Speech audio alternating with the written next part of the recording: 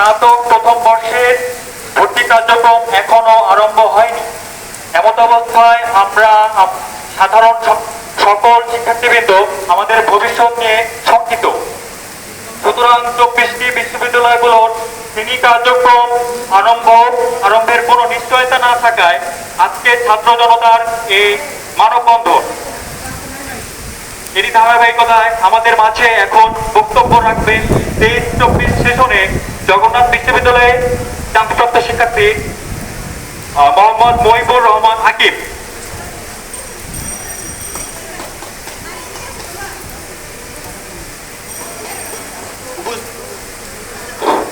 উপস্থিত সকল শিক্ষার্থীবৃন্দ, আসসালামু আলাইকুম। আমরা ইতিপূর্বে সবাই অবগত আছি যে আমাদের গুচ্ছভুক্ত বিশ্ববিদ্যালয়গুলোর শ্রেণী কার্যক্রম নিয়ে যে অনিয়ম চলছে এবং বিলম্ব চলছে, তারই প্রতিবাদে আজকে মানববন্ধন।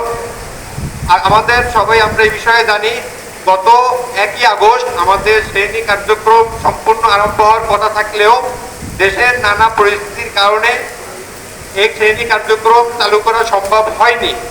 পরবর্তীতে দেশের পরিস্থিতি স্বাভাবিক হতে শুরু করলেও শ্রেণী কার্যক্রম আমাদের এখন অনিশ্চয়তার মধ্যে বিরাজমান। এরই পরিপ্রেক্ষিতে আজকে আমরা এই মানববন্ধনের ঘোষণা করেছি। আমরা সংশ্লিষ্ট কর্তৃপক্ষকে দুটি দাবি স্পষ্টভাবে জানিয়ে দিতে চাই।